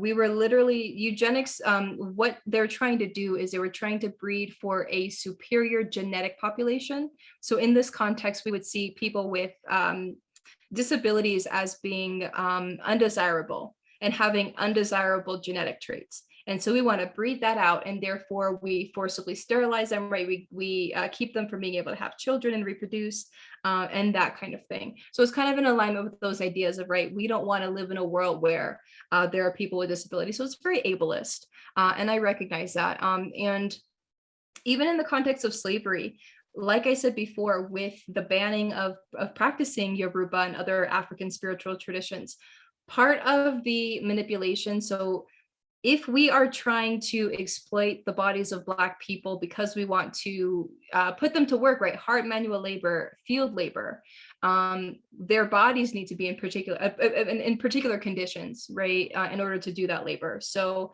we think about the brutality and the violence of slavery a lot, but they try to keep it as minimal as possible in the context of not trying to destroy the bodies of Black people to the point that they could not exploit them for labor. So there was actually a lot of spiritual abuse that happened instead. So physical violence was a part of it, but spiritual abuse became really important.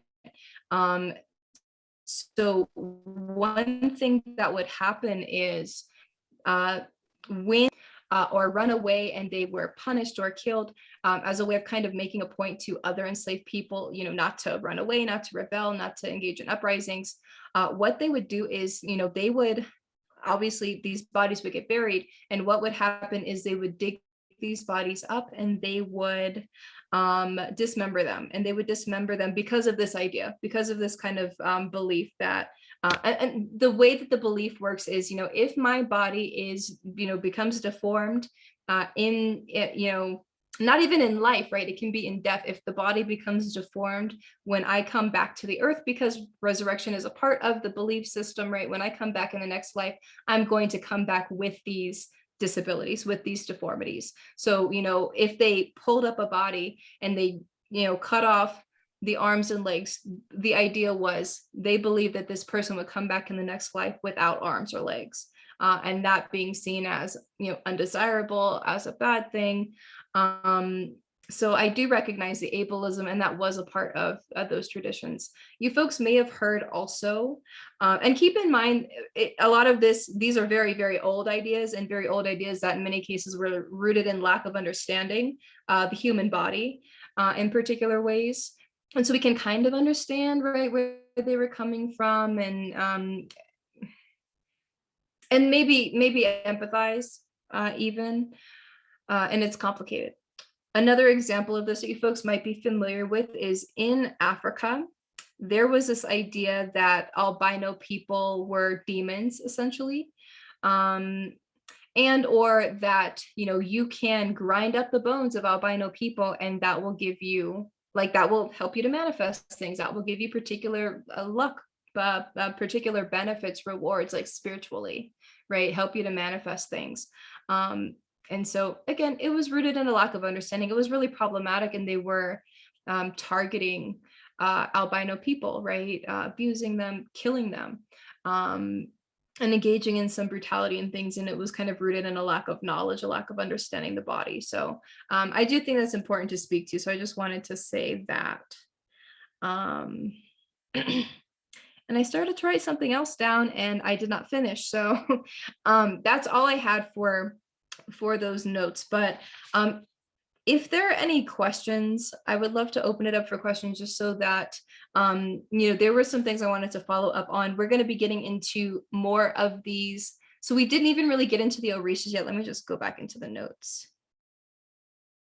And my apologies, I have a ton of stuff open.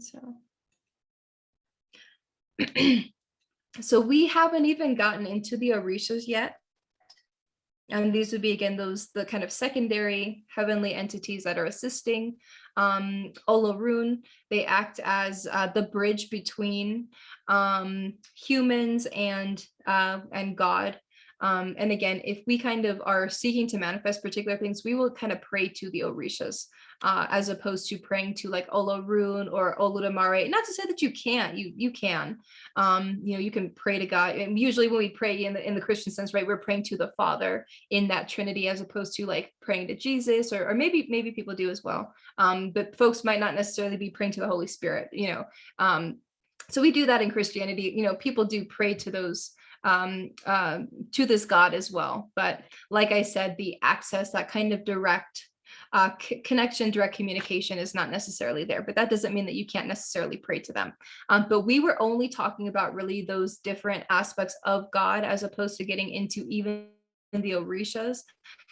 So we will actually kind of start getting into the Orishas as well, because as came up in that video, some of them are going to be really central to the construction of the earth, you know, to the origin story, how we all kind of came to exist. Yes. So I think that was all I had. I was going to go back and mention a couple of things just to reiterate some points, but hopefully you folks have had an opportunity. This stuff was on the website, so hopefully you had an opportunity to kind of check out the notes at this point. And if you haven't, even if you just go back and watch like the past 2 videos, I think 2-3 videos, you will kind of be caught up. I've done a little bit of reiterating stuff that we've already covered. And the biggest thing I would say is just to make sure that you watch the Yoruba video, just because it gives some good background information. I went through different information, giving some background about Yoruba that did not get covered here. So these first notes here are just covering that specific documentary. And keep in mind that documentary is within the context of Oshogbo, Nigeria. So so over 100 million practitioners, right? The belief systems, value systems, practices, customs are not going to look the same depending on the context or different cultural contexts and things. So this is very specific to this geographic context, to this city of Ashogbu. So that's just something to keep in mind. And this is kind of considered the birthplace of Yoruba. So important and valuable information that I think is important, right? Just given that this is kind of the origin place, the birthplace of Yoruba. And then when I get into the Yoruba beliefs, this is getting more into a general set of beliefs and the general belief system, kind of, if you're familiar with the word schema, right?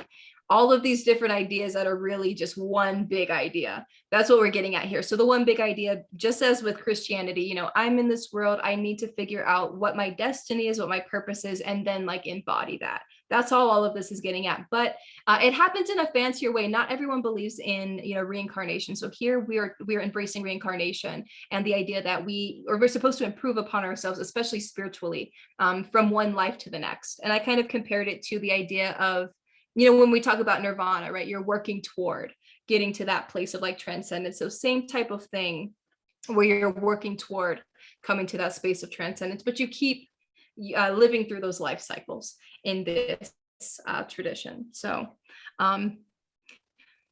if I just want to open it up really quickly before I end things, if folks have any questions, especially that I can kind of come back to when we start up for next time, let me know just so I can ensure that I'm not missing anything. I don't want to neglect any questions that you might have, any areas that I can kind of elaborate further. These three aspects of the Supreme Being, I'm going to be going into a lot more deeply next week. So this is not the end of this, because I know this was a lot of information and a very brief overview, even with what was covered. So if there are any questions, please let me know, and I can just take a note of that really quickly before we split.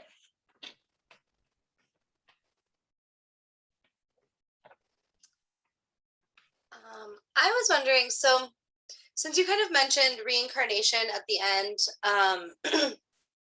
and reincarnation like with a goal, because I know that a lot of different spiritualities across the world, reincarnation is seen very differently. So you're either just reincarnating because our souls never dissipate, energy doesn't destroy, our souls never get destroyed, so you're just reincarnating, but there's no goal. Whereas here it seems like there is a goal of transcendence. What is that? Is that would transcendence be heaven? Do you then, once you've reincarnated enough times, do you then, get to go to an aspect of an afterlife?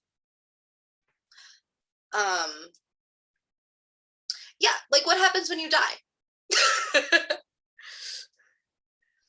Okay, just making a note of it so that I can come back to it. And the way, and again, because there are different like manifestations of Yoruba, I'm more familiar with the Lukumi tradition. So the way that I've been taught how this works is that you just continue to keep like coming back to this earth. So it's different than nirvana, where it's not like you kind of get to like relish in this space, which whatever that looks like for you, whatever those accommodations or whatever that kind of pleasurable experience looks like for you. It's not like that.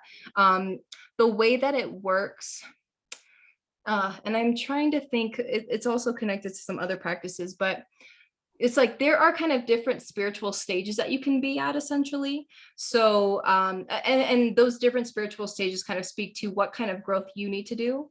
And when you're doing that growth, you're kind of coming back into source, you're bringing that knowledge back into source. And it's kind of a way of, if we're thinking about ourselves as these interconnected beings, separately we're learning and we're developing and kind of like raising consciousness, but also bringing it back to the source, raising knowledge of the shifting world.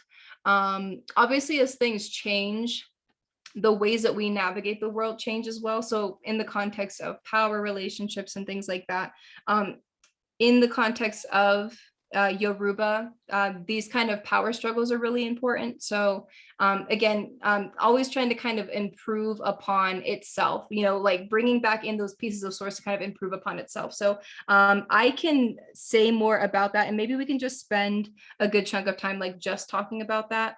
So I've made a note of that, and we can kind of come back to that. But the idea is if we're all pieces of like this one God is trying to kind of improve upon itself, but we're kind of being sent out to do that work. So I can kind of talk more to that, speak more to that next week. And especially when we get into the origin story. Are there any other questions that I can kind of follow back up on for next week?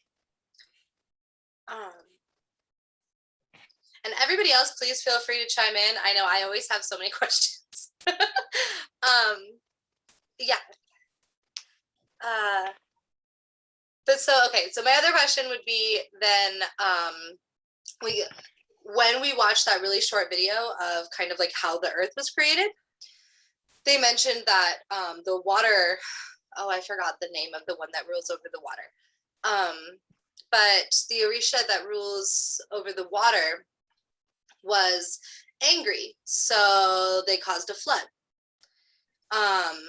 Is that a common thing within this tradition, that like the wrath of the gods would then cause a volcano to erupt, or a hurricane to happen, or floods to happen, or earthquakes, things like that? Is that common within this tradition, or is that just kind of what happened in the origin of the earth? And let me ask you, are you thinking about this in a general sense, or in the context of like, because these are different like powers, and it's kind of like a challenge, like you're challenging my authority, like a power struggle. So you're thinking about it in that context, or more generally? Like the wrath could also be targeted at like humans, like it can be more generally. Yeah, okay. Definitely. More of like, do the gods get angry at humans or even at each other, and then that causes things to happen on earth?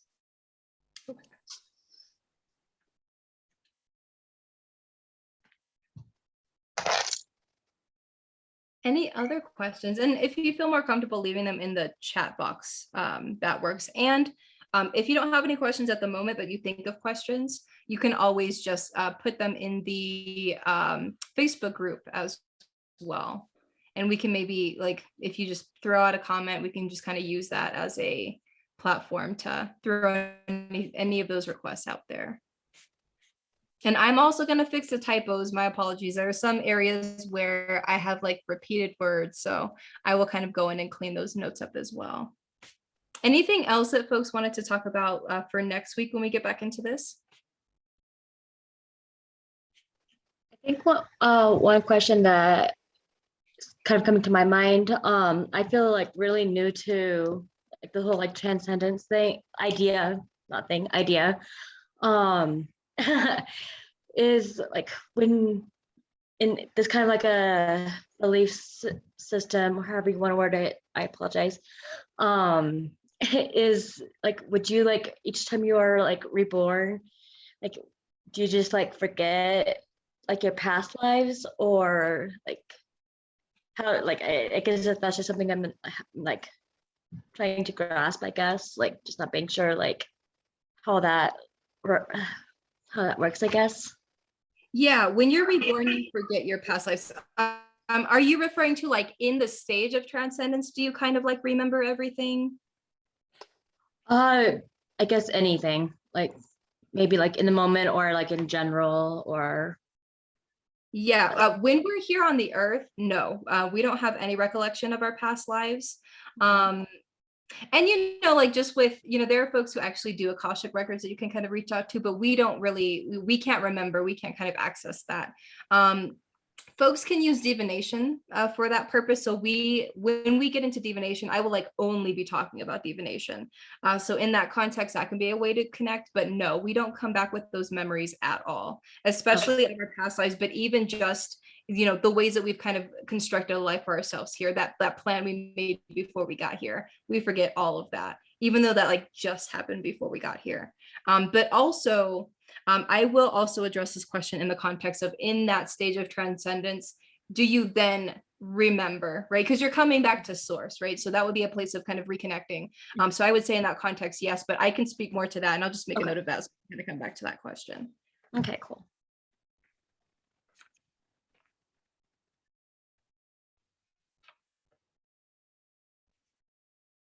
And it's really cool to see too, like how how multiple forms of pre-Judeo-Christian religions and spiritualities, how they resemble each other, even though these cultures, especially, you know, a very, very, very long time ago, didn't really have a way to communicate. And yet how the spiritualities are similar in so many ways when you look at pre-Judeo-Christian religions. It's really interesting. I had no idea that the spiritualities in Africa resembled so many of them across the world and across different pre-Christian and pre-Islamic cultures. So that's really cool. I agree. Yeah, I think it's really cool because I know folks who practice like Hinduism, Buddhism, and there are some parallels even there. And it's really cool when that kind of, and that helps me understand things better too, because you kind of have a point of reference as well. So yeah. Did anyone else have any questions or any, and not even just questions, but like areas of interest, things you want to kind of get into further, things like I can elaborate on more, just as far as what we've talked about so far? And if not, again, always feel free to message me. I'm Rosetta Radix, and let me just type it into the box here. But that's how you can find me on Facebook. So you can always reach out to me there as well and just send me a message if anything comes up.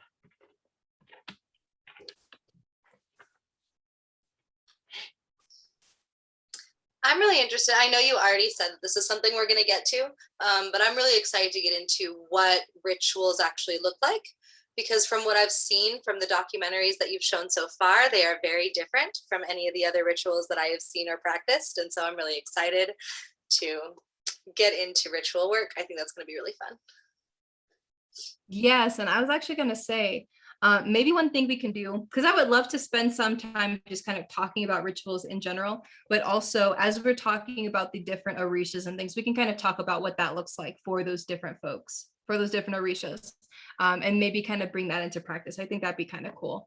That way it's more applied, and I think hands-on stuff for me kind of helps things stick a little bit better. So, and it makes it more interesting. So yeah, I think we can kind of do it that way and weave some rituals in kind of as we go. I think that'd be really fun. And I think it'd be really special too. I know that it's really hard because we have students that exist all over the world. But even being able to do something in person at one point would be really cool also. And being able to bring that energy in and do something that involves music and dance and fun. Because I think that also you notice with pre-Judeo-Christian, pre-Islamic religion, you don't see as much fun happening in the Christianity religions. You know, there are definitely aspects of it for sure. I know of, many people who talk about how much fun and how exciting and how much singing and dancing goes on in Christian and Jewish and Islamic cultures, but it's not the same kind of fun. It's very restricted fun. And so I think that it's really exciting to study cultures that value that type of enjoyment of life so much. Exactly. And because it's interconnected to like that pleasure and joy can come into like all aspects, even when we're doing like the tough work on the ground in the community, in the trenches, like addressing oppression and stuff. Actually, there's a really good book if you folks are interested called Pleasure Activism. And it's literally talking about, and I think it's actually specific. I thought it was more general, but it's actually more specific to sexual pleasure. But talking about how that even is central to like the way that we do this kind of work. So it's kind of fun, right? It's like we can still have pleasure and joy, like we can still be human and live pleasurable lives. And that's the whole point, right? And with the documentary, for those of you who didn't get to see it, there was a major emphasis on manifestation, right? We deserve to live these great lives. We deserve to kind of have all, access to all of these different things. Pleasure is important. Joy is important, and we deserve to have that. And that should be kind of the goal, kind of living our best lives, essentially, being our best selves. So I love that. And that makes it fun, I do too. I think that since I grew up, I didn't grow up Christian. Nobody in my entire family is Christian or any Judeo-Christian religion. And so noticing that in my community and in my my social group, so many of them saw religion and spirituality as this like really restricting, sad thing. And that was like so foreign to me. And I think it's really cool to embrace and learn about cultures all over the world who've always valued fun. And we forget to value fun. Absolutely. And it doesn't make sense. There's really no reason to kind of police our joy, you know, especially if our joy is not coming at the expense of anybody else. Yeah.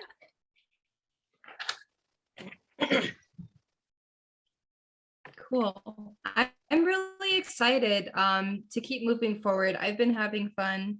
Like I said, this is a learning process for me as well. So it's always enjoyable. And I would really love to start bringing in some hands-on things, especially as now it seems like we found a time that's more accessible for folks. And even if folks need to join on a recording, maybe we can kind of talk about, even if it's not next week, maybe in the next couple of weeks, we can talk about maybe doing some kind of an outdoor get together. Again, the water is really significant in this tradition. So using the water to like release things, cleanse, that would be great. So we could always do something like that and kind of get something like that on the books. I think that'd be awesome. So I will keep you posted. I will be kind of planning and plotting. And again, if you have any requests of me, please let me know. But I can kind of run that kind of thing by you folks, just so that maybe we can get together or, you know, I want to create a space that's consensual, and I want folks to be able to kind of consent to being in this space where we're doing some ritual together, if it feels comfortable, if it feels good. So I'll try to put that out before we actually get together and just let you know, here's when we'll do it. Here's what I'm kind of thinking. Because what you folks want is important, right? When we're addressing particular deities, they're coming and bringing different offerings. So we might have different needs, and some of the conversations we were having in the past have really illuminated some of the things that might resonate more with some folks than others. So like healing was a big conversation, and maybe healing from some of the religious trauma for folks who did come from Christian households. So many things that we could do, so much fun. Cleansing for me, I'm like, I could cleanse all day, every day. I'm always down for a cleansing ritual. So yeah, whatever the needs are, you know, don't ever hesitate to kind of throw that out. And you can always message me and say, hey, can we do something for this very specific thing? I'd love to do that. So it seems like we don't have any other questions, but I'm always accessible. I'm always available. If you need anything, don't hesitate to reach out. And I really look forward to working with you all and hopefully seeing you folks next week. Yay. Thank you so much, Corey. I love your classes and I can't wait to see you next week. Thank you. Take care, everyone. Have a good night. You too.